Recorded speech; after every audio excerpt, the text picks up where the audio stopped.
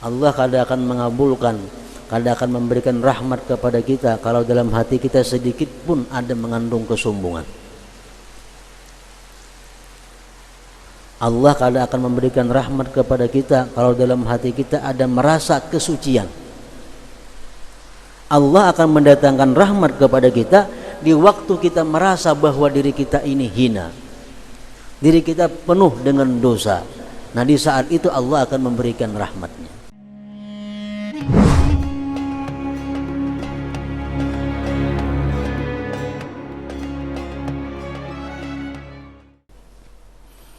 Adapun rukuk dan sujud, maka sayogianya semestinya untuk kamu perbaharui ketika itu akan mengingat kebesaran Allah yang maha suci. Di waktu kita hendak rukuk atau kita hendak sujud, di situ kita disuruh untuk memperbaharui mengingat kebesaran Allah Subhanahu wa taala. Karena rukuk berbungkuk badan dan sujud itu adalah tanda daripada orang yang mengagungkan Allah Subhanahu wa taala. Nah, jadi waktu kita hendak rukuk, kita mesti perbaharui ingat hati kita bahwa kita akan rukuk, kita akan bungkuk badan, kita akan menghormat kepada Allah yang maha besar, yang maha suci. Dan kamu angkat kedua tanganmu dengan mohon perlindungan, dengan ampunan Allah Azza wa Jal dari siksanya, dengan memperbaharui niat dan mengikuti sunnah Nabi Sallallahu Alaihi Wasallam. Jadi waktu hendak ruku, di situ kita disuruh mengangkat tangan sekaligus mengucap takbir Allahu Akbar. Gunanya di situ kita mengucap takbir Allahu Akbar supaya ruku itu kita benar-benar merasakan kebesaran Allah. Jangan ada dalam hati kita sedikit pun sesuatu selain Allah di dalam rukuk dan sujud itu. Oleh karena itu kita disuruh Allahu Akbar, Allah maha besar. Rukuk. Nah, dalam rukuk kada ada ingatan lagi. Kenapa? Karena sudah meyakini bahwa yang maha besar itu adalah Allah Subhanahu wa taala. Itu mestinya kelakuan rukuk orang yang sembahyang khusyuk tadi.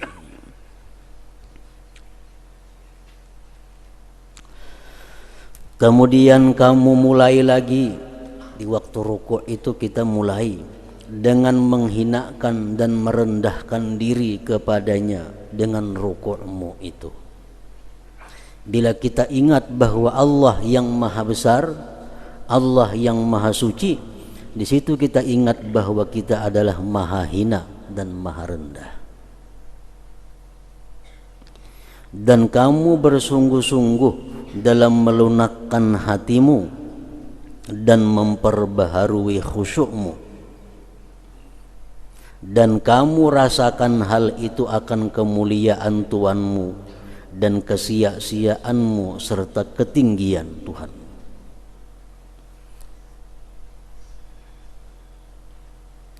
Untuk menetapkan hal itu di dalam hatimu, supaya dalam hati ini kita bisa tetap bahwa kita ini tidak ada apa-apanya, yang ada hanya Allah yang maha besar. Nah, untuk memperkuat itu, kamu minta tolong kepada lidahmu dengan mengucap Subhana Rabbiyal Azim. Subhana Rabbiyal Azim, maha suci Tuhanku yang maha agung. Jadi ucapan kalimat Subhana Rabbiyal Azim itu adalah untuk menambah sesuatu yang ada di dalam hati daripada mengagungkan Allah Subhanahu wa taala dan merasakan kehinaan, ketiadaan diri sendiri. Subhana Rabbiyal Azim. Sebahagian ulama mengatakan sunat dibuat wa bihamdih. Subhana rabbiyal azim wa bihamdih. Ada sebagian ulama lagi mengatakan kada sunat berbuat wa bihamdih, itu cukup subhana rabbiyal azim. Begitu kita mengucap subhana rabbiyal azim, maha suci Tuhanku yang maha agung, maka sucikan Tuhanmu dan kamu saksikan kebesarannya. Sesungguhnya dia lebih besar, agung dari setiap yang besar. Hal itu kamu ulang-ulangi di dalam hatimu agar kamu menguatkannya dengan ulangan itu. Sebagaimana kita sunat mengulang-ulang subhana rabbiyal azim tadi. Kita sunat mengulang subhana rabbiyal azim supaya dalam hati pun mengulang-ulang juga akan menyaksikan kebesaran Allah Subhanahu wa taala.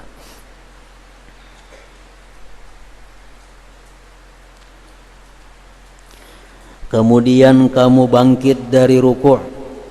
Kemudian kamu bangkit dari ruku'mu dengan mengharap bahwa dia itu sayang kepadamu, dan dengan menguatkan harapan itu di dalam dirimu dengan ucapanmu sami'allahu liman hamidah.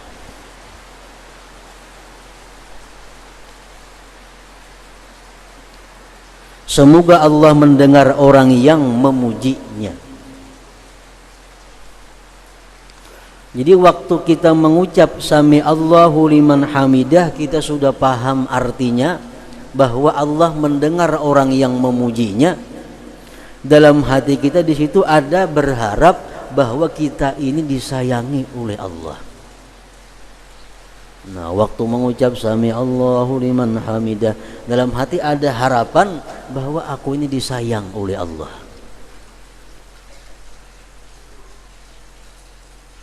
Kalau artinya semoga Allah mendengar orang yang memujinya, itu artinya. Tapi kalau rasanya minta supaya disayang oleh Allah, yakni dia memperkenankan orang yang bersyukur kepadanya. Kemudian kamu iringi syukur yang menghendaki penambahan itu dengan kamu baca Rabbana lakal hamdu. Ada riwayat yang menyebut Rabbana walakal hamdu. Boleh kedua-duanya, Rabbana atau Rabbana lakal hamdu atau Rabbana walakal, berbuat waw, kada jadi masalah. Artinya, wahai Tuhan kami, bagimulah segala pujian, dan kamu perbanyak pujian itu dengan ucapanmu mil as-samawati wa mil al-ard, artinya sepenuh langit dan sepenuh bumi. Bagi engkau, hai Tuhan kami, segala puji sepenuh langit dan sepenuh bumi. Kemudian kamu turun untuk sujud, dan itu adalah paling tinggi tingkat kehinaan. Sujud itu adalah paling tinggi tingkat kehinaan kita, di mana kamu tempatkan semulia-mulia anggota badanmu, yaitu muka, pada sehina-hina sesuatu, yaitu tanah. Dengan sujud kita kembali kepada asal muasal kita, yaitu tanah.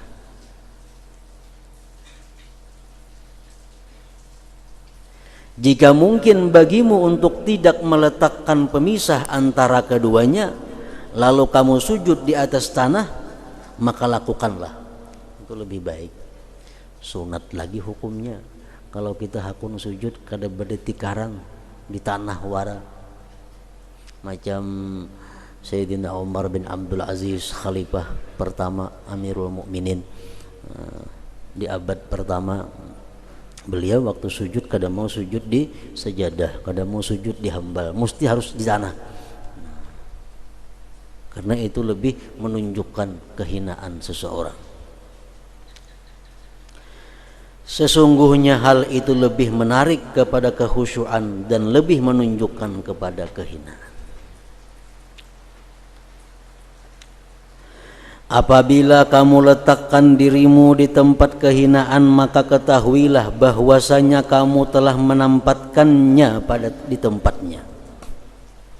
Di waktu kita sujud, itulah tempat kita yang sebenarnya. Itulah posisi kita yang sebenarnya.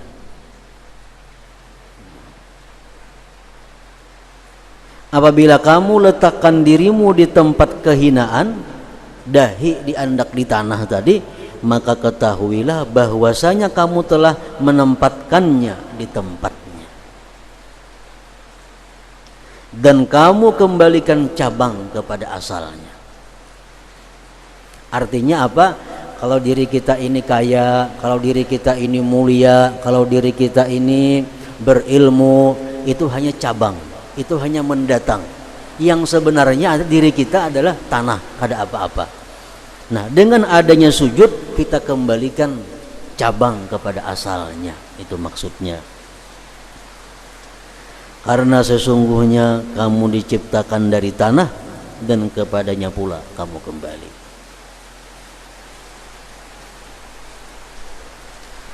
Ketika itu, ketika sujud, perbaharuilah di dalam hatimu akan kebesaran keagungan Allah. Dan katakanlah subhana rabbiyal a'la, artinya maha suci Tuhanku yang maha tinggi. Ada lagi pendapat ulama fikih mengatakan sunat ditambah wa bihamdi, subhana rabbiyal a'la wa bihamdi. Ada mengatakan kada sunat, cukup subhana rabbiyal a'la, kada jadi masalah itu. Maha suci Tuhanku yang maha tinggi. Makanya ada istilah orang yang sering kali sujud, dia akan ditinggikan Allah Subhanahu wa taala derajatnya, baik di dunia apalagi di akhirat. Karena bacaan sujud itu apa? Subhana rabbiyal a'la, maha suci Tuhanku yang maha tinggi. Dia banyak sujud kepada Allah, Allah tinggikan derajatnya di dunia dan di akhirat.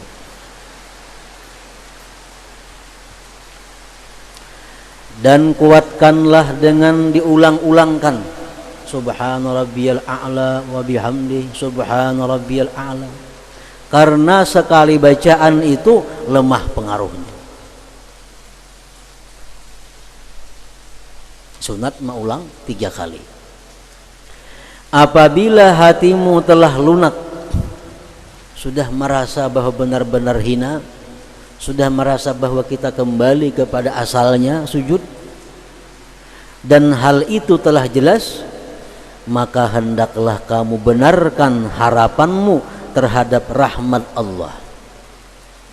Di waktu kita sadar tentang hinanya diri kita, di situ kita disuruh berharap rahmat Allah. Karena sesungguhnya rahmatnya Allah itu bersegera kepada kelemahan dan kehinaan. Allah kadang akan mengabulkan, kadang akan memberikan rahmat kepada kita kalau dalam hati kita sedikit pun ada mengandung kesombongan. Allah kadang akan memberikan rahmat kepada kita kalau dalam hati kita ada merasa kesucian. Allah akan mendatangkan rahmat kepada kita di waktu kita merasa bahwa diri kita ini hina, diri kita penuh dengan dosa. Nah, di saat itu Allah akan memberikan rahmatnya. Allah akan melapangkan kesusahannya. Karena sesungguhnya rahmatnya itu bersegera kepada kelemahan dan kehinaan. Kita ingat kisah Nabiullah Yunus alaihissalam. Nabiullah Yunus seorang nabi. Nabi, arti nabi itu jelas sudah maksum minaz dzunub, terpelihara daripada dosa. Nabi kada mau berdosa.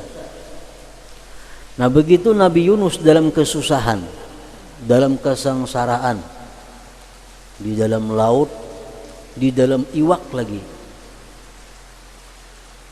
Allah menyuruh memberikan wahyu kepada Nabi Yunus untuk mengata satu kalimat yang menunjukkan kesucian Allah dan kehinaan diri. La ilaha illa anta subhanaka inni kuntu minaz zalimin. Itu kalimat wahyu dari Allah kepada Nabi Yunus untuk dibaca. La ilaha illa anta, tidak ada Tuhan selain engkau, subhanaka, maha suci engkau, inni kuntu minaz zalimin, sesungguhnya aku adalah tergolong orang-orang yang aniaya, orang-orang yang zalim. Di situ Nabi Yunus diperintahkan Allah untuk mengakui kehinaan diri. Orang zalim itu hina. Makanya kalau ada kita merasa diri kita ini zalim, baik itu. Kalau kita merasa diri kita ini wala itu ngarannya. Nah, merasa suci, ada mau. Allah menyuruh Nabi Yunus untuk merasakan bahwa diri Nabi Yunus itu zalim. La ilaha illa anta subhanaka inni kuntu minaz zalimin. Ini Nabi disuruh oleh Allah mengucap itu. Begitu Nabi Yunus mengucapkan kalimat itu dan beliau merasakan kesucian Allah, keagungan Allah, kehinaan diri, Allah selamatkan Nabi Yunus dari perut iwak itu, dikeluarkan, dibawa ke pesisir. Akhirnya Nabi Yunus selamat. Nah, jadi Nabi Yunus itu selamat bukan karena beliau merasa dirinya Nabi, bukan beliau merasa dirinya kekasih Allah, tapi beliau diselamatkan Allah sewaktu mengaku merasa bahwa orang yang zalim. Nah, jadi waktu kita sujud itu yang kita rasakan. Kita ini hina, kita ini orang yang zalim, kita ini orang yang aniaya. Allah yang maha suci, Allah yang maha agung, Allah yang maha tinggi. Itu rasa waktu sujud. Kalau bacaannya subhana rabbiyal a'la, kalau artinya maha suci Tuhanku yang maha tinggi. Tapi kalau rasanya, nah ya tadi, merasakan berlumurnya diri dengan segala dosa-dosa.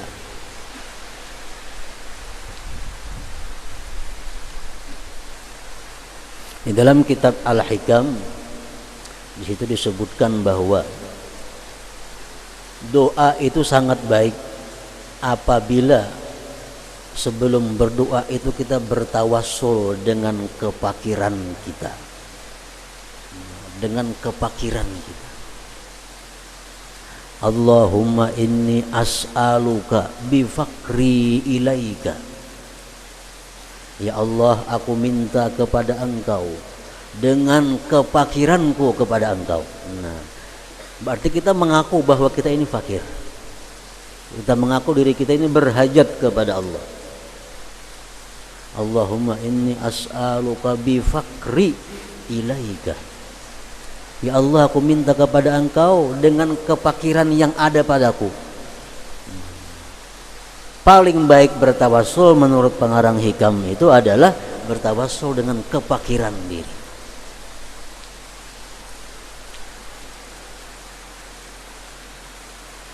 Tidak kepada kesombongan dan keangkuhan. Lalu ingatlah kepalamu, angkatlah kepalamu dengan membaca takbir Allahu Akbar, dan memohon hajatmu, dan sambil mengucapkan Rabbighfir warham wa tajawaz amma ta'lam. Artinya, wahai Tuhanku, ampunilah, sayangilah, dan maafkanlah. Jangan Engkau tuntut dari sesuatu yang Engkau ketahui atau doa yang kamu kehendaki.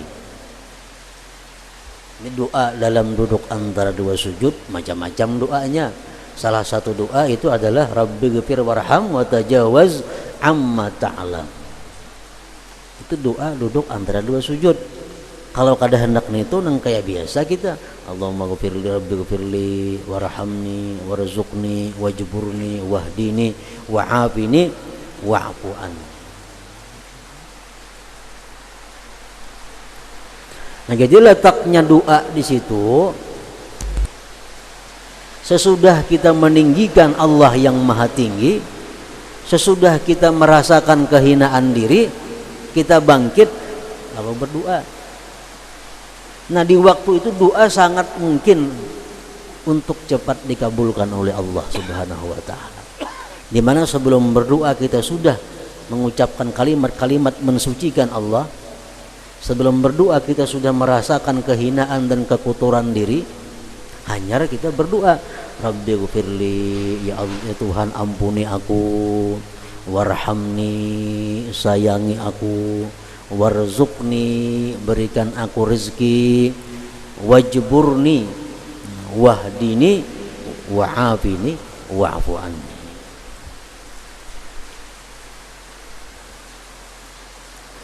Kemudian kuatkanlah perendahan diri itu dengan mengulangi, maka kembalilah ke sujud yang kedua kali seperti yang demikian itu juga. Nah, sujud yang kedua sama dengan sujud yang pertama. Kita mensucikan Allah yang maha tinggi, kita merasakan kehinaan diri kita.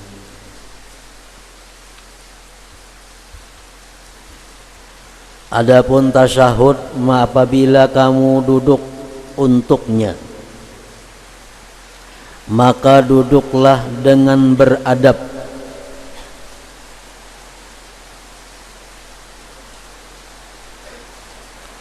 Maka duduklah dengan beradab dan jelaskanlah bahwa seluruh salawat dan kebaikan-kebaikan, yaitu akhlak yang suci, adalah bagi Allah. Demikian juga kerajaan itu bagi Allah. Itulah makna at-tahiyyat, penghormatan.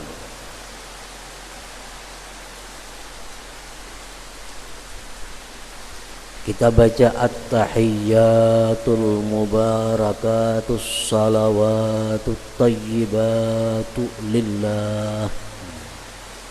At-tahiyyatu, segala penghormatan, segala macam sifat-sifat kerajaan, lillah.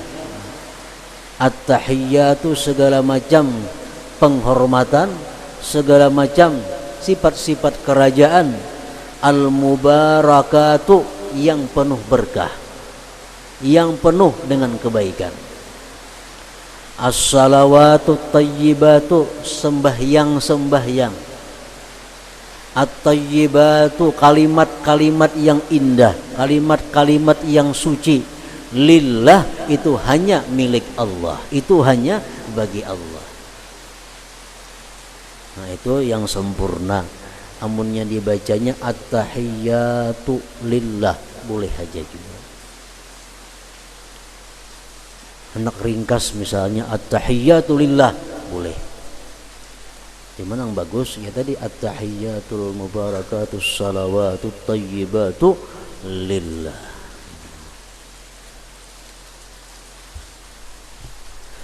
Dan ucapkanlah salamun alaika ayyuhan nabiyyu wa rahmatullah wa barakatuh.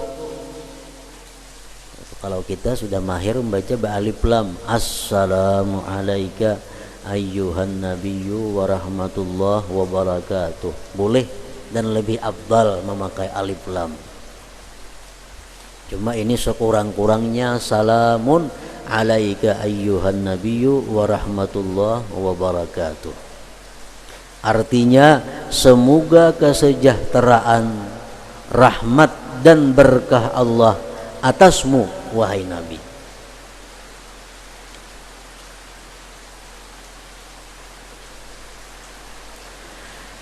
Dan benarkanlah cita-citamu bahwasanya salam itu sampai kepada beliau. Waktu kita mengucap assalamu alaika ayyuhan nabiyyu wa rahmatullah wa barakatuh, kita dalam hati meyakini bahwa yang kita ucapkan itu sampai dan didengar oleh Rasulullah. Karena kalimatnya assalamu alaika, Atas engkau berarti mendengar orangnya, bukan atasnya. Jika assalamu alaihi, nah salam atasnya itu bisa kadang mendengar, bisa jauh. Tapi kalimat adalah assalamu alaika, artinya kesejahteraan, rahmat dan berkah atasmu wahai Nabi. Jadi begitu kita mengucap itu, kita mesti meyakini di dalam hati, kita merasakan dalam hati kita bahwa beliau mendengar ucapan kita itu. Ucapan kita sampai kepada beliau. Nah, itu perasaan dalam hati. Jadi dalam sembahyang setiap kali bacaan itu ada bacaan yang kita baca, ada pemahaman yang kita pahami, ada perasaan yang kita rasakan. Jadi khusyuk itu mesti kumpulan daripada yang tiga. Bacaannya kita baca, pahamannya kita pahami, rasanya kita rasakan.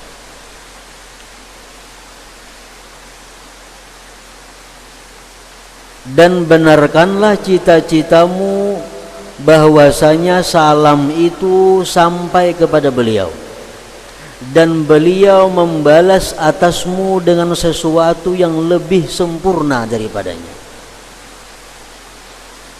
Kita merasa, walaupun kita kadang mendengar,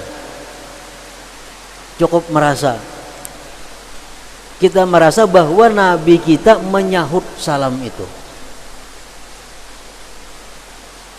Lain halnya dengan Habib Ali Khala Qasam.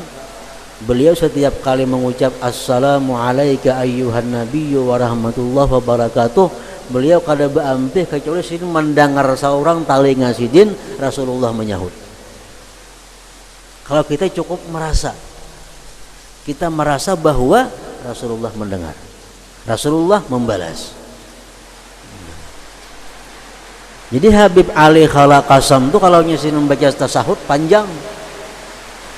Bila kada sin mendengar sahutan Nabi hanya ampe assalamu alayka ayyuhan nabiyyu wa rahmatullahi wa barakatuh, assalamu alayka ayyuhan nabiyyu wa rahmatullahi wa barakatuh. Diulang-ulang sampai karena sin mendengar seorang bahwa Rasulullah menjawab, hanya berpindah kepada selanjutnya.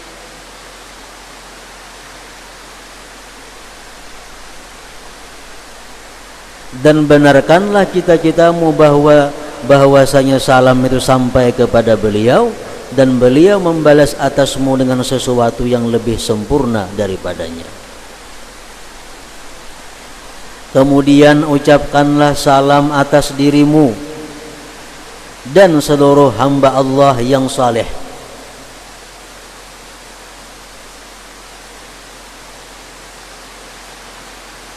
Kemudian cita-citakanlah bahwasanya Allah yang Maha Suci membalasmu dengan salam yang sempurna dengan sejumlah hamba-hamba Allah yang saleh.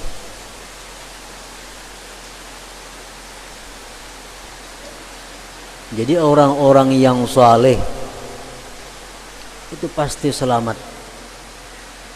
pasti sejahtera. Salam itu artinya sejahtera. Selamat artinya sejahtera. Orang yang saleh itu kehidupannya pasti sejahtera. Kenapa? Sebabnya karena setiap hari dia didoakan oleh jutaan manusia.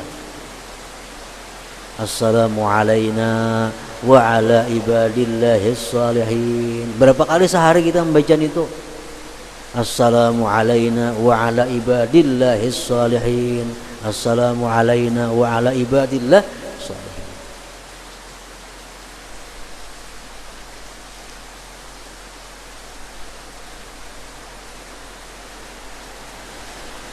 Kemudian bersaksilah bagi Allah Ta'ala dengan kemahaasaan dan bagi Muhammad nabinya sallallahu alaihi wasallam dengan risalah menjadi rasul, dengan memperbaharui janji Allah yang maha suci dengan mengulangi 2 kalimat syahadat dan mulai berlindung dengannya. Asyhadu an la ilaha illallah wa asyhadu anna Muhammadar Rasulullah. Nah, di situ kita tujuannya adalah memperbaharui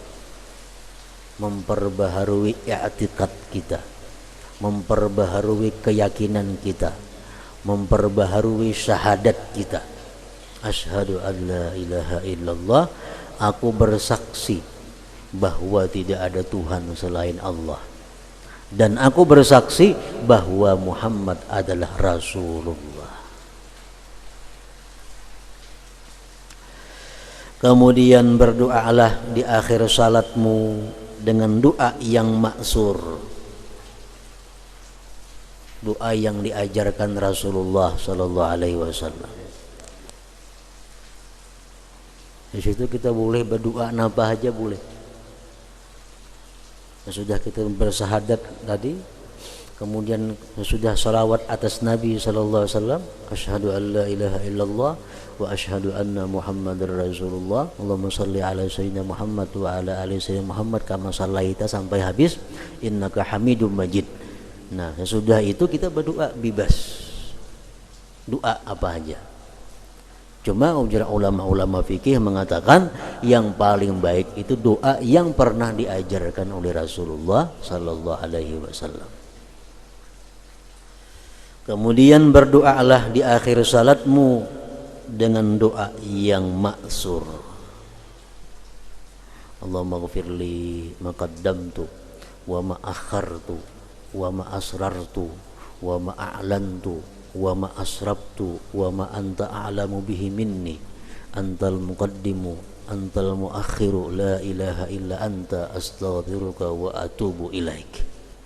Itu salah satu doa yang diajarkan Rasulullah. Allahumma ghfirli, ya Allah ampuni aku, ma qaddamtu, dosa-dosa yang telah lalu. Artinya lain lawan rasanya. Kita mengucapkan itu, kita paham artinya, rasanya ada berharap, rasanya ada malu, rasanya ada menyesal. Allahumma ghfirli ma qaddamtu, ampuni dosa-dosa yang telah lalu, wa ma akhartu, dosa-dosa yang akan datang, dosa-dosa yang akan datang, wa ma asrartu, dosa-dosa yang tersembunyi, dosa-dosa dalam hati, dosa-dosa yang kadang diketahui oleh orang, wa ma a'lantu, dan dosa-dosa yang terbuka, dosa-dosa yang diketahui orang, minta diampuni juga kepada Allah. Wa ma anta a'lam bihi minni, dan dosa-dosa yang kamu lebih tahu dengannya daripadaku. Mungkin ada dosa-dosa yang kita sudah lupa, mungkin ada dosa yang kita kada ingat lagi untuk tobat. Nah, kita minta ampun kepada Allah. Wa ma anta a'lam bihi minni, antal muqaddimu, engkau maha mendahulukan, wa antal muakhir, engkau maha mendudikan. La ilaha illa anta, tiada Tuhan selain engkau, astaghfiruka, aku berminta ampun kepada engkau, wa atubu ilaik. Ingat situ paling sedikit doa. Oleh para ulama fikih disebutkan lagi, baiknya ditambah dengan doa yang diajarkan oleh Nabi kita juga, seperti Allahumma tsabbit qalbi ala dinika wa ala ta'atik. Ya Allah, tetapkan hatiku atas agama engkau dan taat. Sehingga dalam keadaan susah, hati kada berubah daripada agama Allah dan taat kepada Allah. Dalam keadaan susah, dalam keadaan bahagia, gembira, tetap dalam agama Allah dan taat kepada Allah. Allahumma tsabbit qalbi ala dinika wa ala ta'atik. Ada lagi ulama mengatakan sunat lagi menambah dengan doa yang diajarkan Rasulullah juga. Allahumma inni a'udzubika, ya Allah aku berlindung dengan engkau, min azabil qabri, dari azab kubur, wa min azabin nar, dari azab neraka, wa min azabil mahya wal mamat, daripada azab, daripada fitnah Wa min fitnatil mahya, daripada fitnah kehidupan dan fitnah kematian. Wa min fitnatil masihid dajjal, dan daripada fitnah masihid dajjal. Nah, jadi doa-doa itu seapa banyaknya, kadar banyak doa itu macam-macam doa nih. Yang penting doa itu jangan sampai panjang pada tasahudnya. Jangan sampai doa panjang daripada tasahudnya. Jadi kita ukur mulai at-tahiyyatul mubarakatus salawat sampai tadi salawat. Nah, itu doa. Jadi doa jangan lebih panjang daripada tasahudnya. Kemudian berdoalah di akhir salatmu dengan doa yang maksur, disertai dengan merendahkan diri, khusyuk, memohon dan berdoa dengan sungguh-sungguh, membenarkan harapan dengan diperkenankan. Kalau kita berdoa Allahumma ghfirli, misalnya ma qaddamtu wa ma akhartu wa ma asrartu wa ma a'lantu, tapi hati kita kada berdoa. Allah berkata kepada malaikat, ya Tuhan, hai malaikatku, tuh lihat hamba itu istahza'a bi, dia mengulu-ulu aku. Allah memberitahu kepada malaikat, hai malaikatku, tuh lihat hamba itu mengulu-ulu aku. Karena mulutnya mengatakan Allah maghfirli, ya Allah ampun, tapi hatinya kadang-kadang minta ampuni kepada Allah, hanya mulutnya. Nah, Allah anggap itu mengulu-ulu dengan Allah Subhanahu wa ta'ala.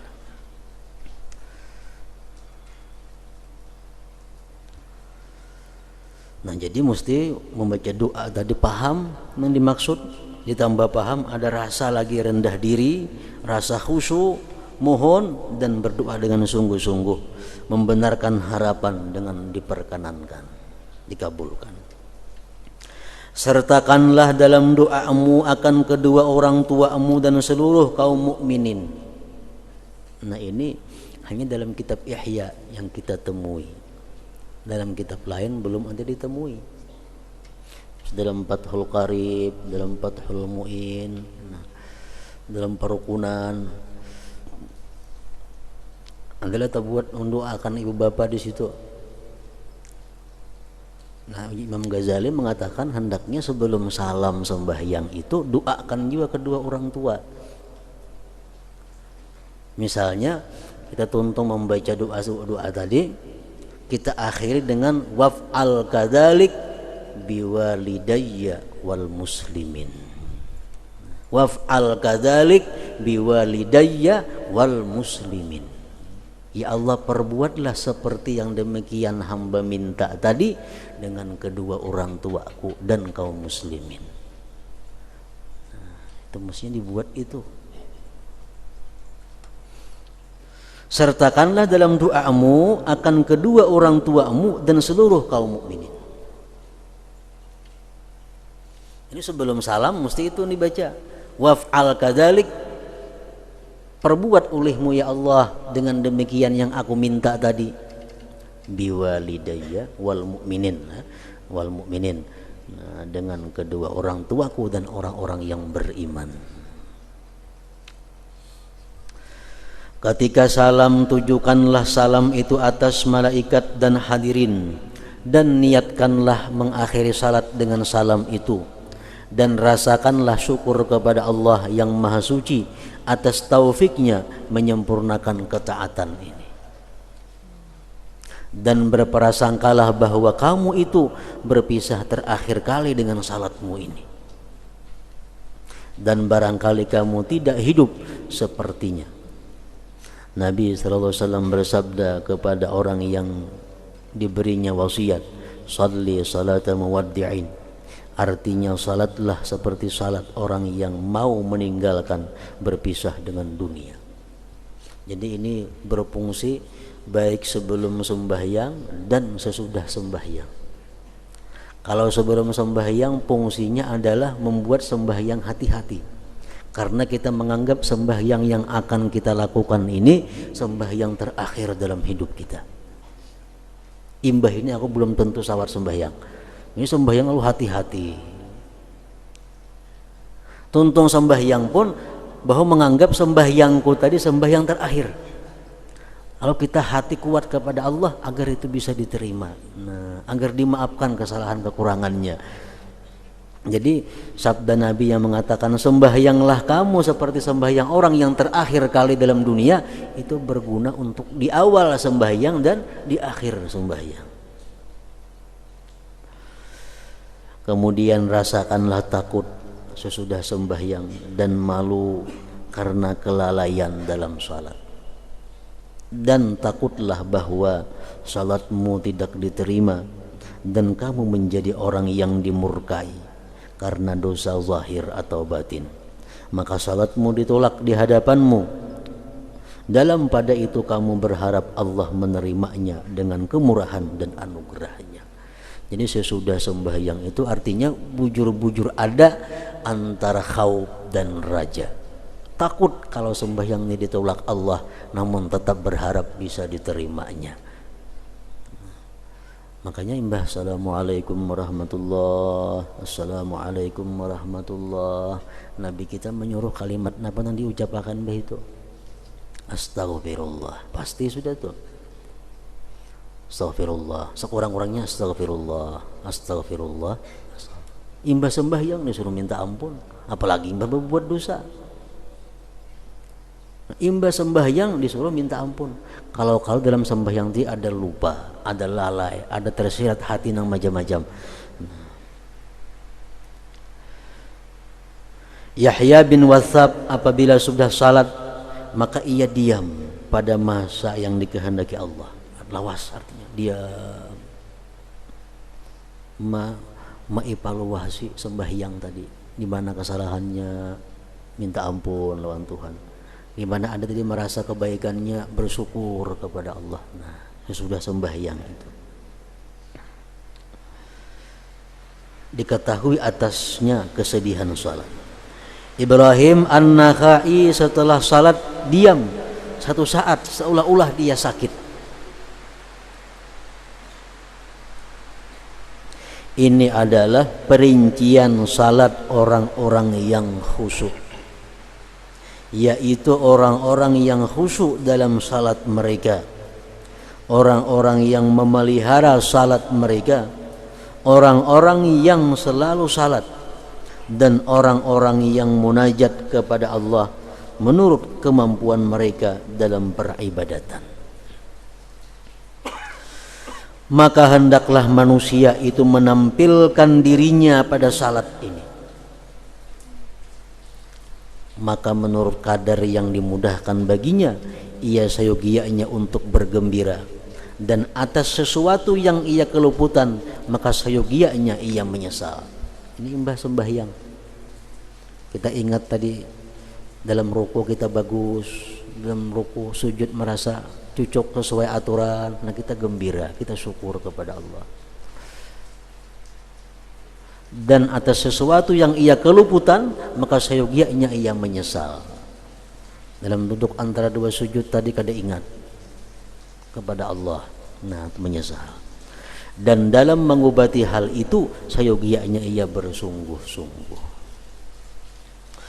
Adapun salat orang-orang yang lalai maka itu berbahaya, kecuali Allah meliputinya dengan rahmatnya. Sedangkan rahmat itu luas dan kemurahan itu melimpah, maka kita mohonkan kepada Allah semoga Dia meliputkan kita dengan rahmatnya dan menyiram kita dengan ampunannya, karena tidak ada perantaraan bagi kita kecuali dengan mengakui kelemahan dalam melaksanakan ketaatan kepadanya.